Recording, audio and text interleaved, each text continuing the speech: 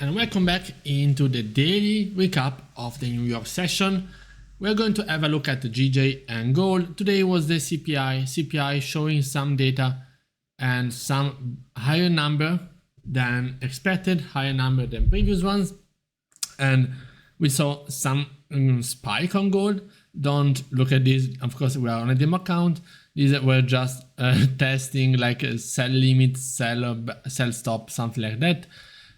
We can see that gold didn't give much of a price action. Just now, looking in hindsight, we can see that the price made a move and stabilized above this level. We then move up, but for like 40 pips, not even to 45 pips, which is usually my TP. I could say that probably, but this is just inside, this might be a mistrade because we are retesting the last highs. And in this case, yes, this would have been a win. If we just want to analyze sort of the tape of the order flow. Well, how long this is. So we can see this price action. We can see a huge spike in volume. We are now 5 minutes after the news. We have a quick retest, not really of these highs of this previous pivot, but we retest this last PSA, which was also some sort of resistance and resistance before that, and a support. We can see that the price made it a sort of flag where the price spiked up. If we just want to forget about all the price action on the left hand side. So if we just want to look at it like this, we can see that price is simply moving into a bullish trend, retesting these lows, and then slowly into a continuation. Price never goes into more than 5 pips of drawdown. And yes, after it will take, on a CPI day, it will take 10 minutes, 13 minutes. Yeah, looks much longer, but it's like 10-15 minutes for the price to reach your TP. And yeah, I would say that this could be a miss entry that I didn't see, because I also, in all this range, I was probably more looking for a trade above these highs. Anyway, we can see that the price went in a little of a consolidation, and then only later on it will spike up. This, I saw it later on. This could have been a nice entry that I missed, and it's actually the same setup. So we see price is ranging, is failing to break below these lows, and after breaking out, retesting these lows, again forgetting about all the price action on the left hand side, price will go for around 39 pips. Again, would not reach a TP, but on the scalping sort of setup, scalping style, yes, this could still be a profitable trade. What I saw was actually, price action made this move, then made this move. I entered at the break and retest of these highs because it was conveniently retesting these highs on the left hand side and these highs, these most recent highs over here. So the entry was a little bit too high, I would say, a little bit too late. And yeah, like a 3 pips too late. This will still be taken out anyway, but yeah, this is a 10 pip stop loss. As you can see over here, price then continued a little bit for like 17 pips, but then failed to break above. I don't know if there is some sort of high time frame PSA over there, but failed to do so, failed to break out. And 1915.9. No, that's not that. It will reach it later on. So okay, so this is a demo loss. This one could have been an adapted win, and yeah, then the price is, just look at the size of the candle. This is not something that you would expect in a new 4-hour from gold during a CPI day. It's not the volume, it's not the momentum. Anyway, I don't take any trade over here, even though this is could be a nice clean break and retest on the downside that will go slowly for like 20 pips. So these are all opportunities. This will be for sure a winning trade. This will be, I don't know, this is a loss trade. This will be, I don't know. depends on how much I want to take out from the market. But what you can see is that this is just hindsight, because there's no volume, the price is not trending, it's taking a sweet time to, it's like 6-7 minutes to make it 20 pips, which is not common on gold. Probably if you look at this chart on the 1 minute, it's going to be very much different. I'm going to see, just because I'm curious. And after that, we see a breakout. We don't see a retest of these highs. I would have loved to take a buy over here, but we didn't get any retest, and would not be anyway a profitable one. I will take this one. We are breaking above these old highs, and this PSA over here, it's very, very messy. At the time, I didn't see that. I mean, the range, the size of each candle, it's absolutely small.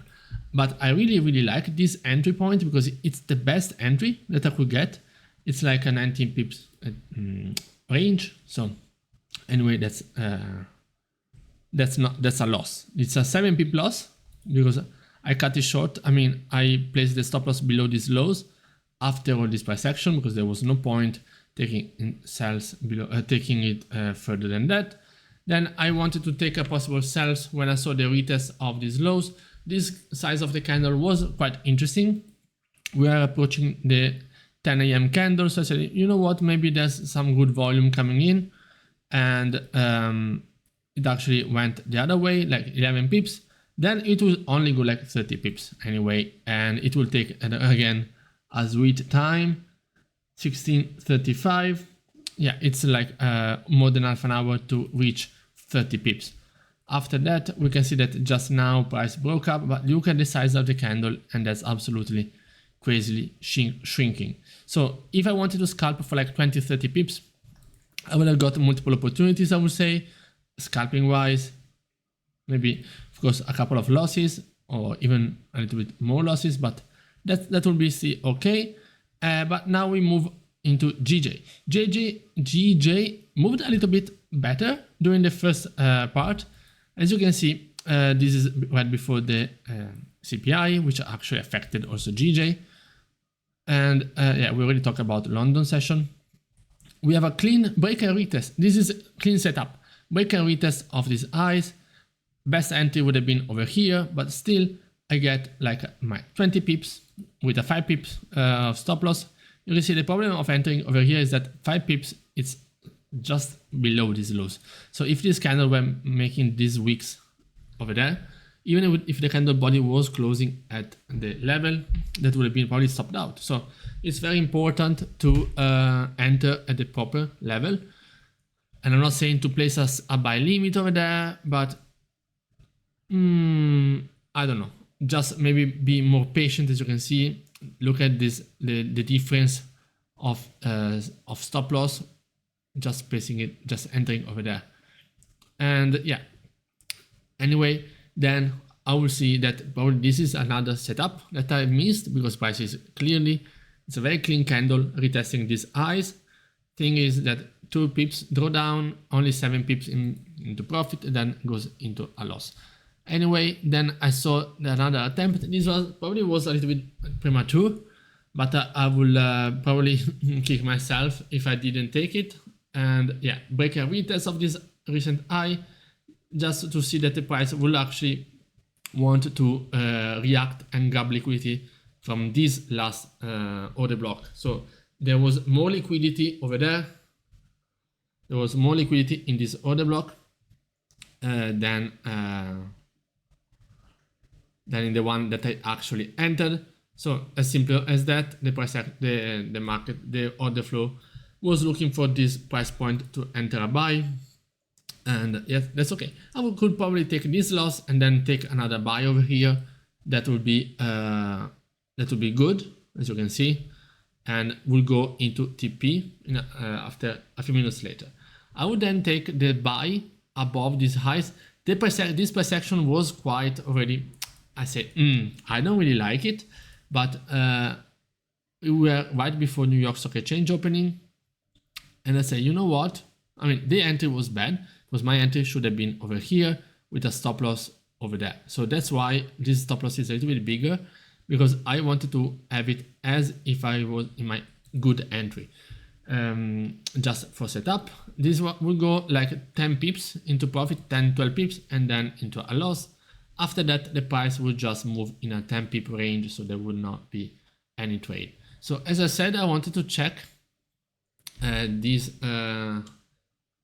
price action on the 1 minute chart compared to the 60 tick chart. Remember that the 60 ticks during high volume time print many more candles compared to the 1 minute, because the 1 minute is just 1 minute. So whatever it doesn't really move much based on volume. We can see here that this entry that we were talking about would be quite good, quite not even, because there's no real, you can see the difference. So this is 60. You can see the difference that here at least we have some price action to rely on. On the 1 minute you actually don't have it, and yeah, you could have taken these buys, as I said, these buys, but would it still be a loss because it would be only a 20 pip range. Yeah, not really giving you like a 24 pips, but not really giving you much of a cleaner price action. Would be a pretty painful session even on the 1 minute chart. I really prefer the 60 tick chart, because you can see that I mean, the thing is that I say that the volume is really small, and let me keep adjusting the zoom because of the size of the candles. But I mean, these are 60 operations, so these are each candle. I mean, there are like 3-4 candles per each minute. So the volume is not directional. There's no direction. Remember that next week we have the FOMC, so probably with the decision from the Fed, we're going to have some sort of change in gold. But otherwise, I'm really preferring to trade GJ compared to gold. Let's have a look at EurUsd. I didn't actually look at it during the session. So as you can see, this is the same. So we have a breakout. There is no really retest over here. There's no price action over there. Possible entry over there. I don't know if on the 20 tick chart we have an opportunity. 20 tick, yeah, I saw it later, that we have a retest over here for like 10-15 pips. Remember that with a 2.5 stop loss, I just need a 10 pip TP. Then we could take this one. This one would be a loss if I didn't have a 5 pip TP, a 5 pip stop loss. This entry over here would be like 3 pips, and then it will go to 10 pips, but not a 2.5 will not work. Fail not to break above, then we have a retest. Actually, on the very lower time frame, I would say that it actually gave us some better opportunities. EurUsd. I want to see also below these lows if we had some retest on the 20 tick chart. I mean, I would not take it, but yeah, look at how nice this retest was. Price breaking below, staying below, and then we have a spike. 10 pips spike is always good. This one, that's what I was talking about. We have this one, it's 8 pip, 9 pip, but then will be taken out. Then again, you can see on the very lower time frame, we have a break and retest of these lows. This one will be a profitable one, and we also have another retest of these lows, of this previous high. Then we would have these highs over here.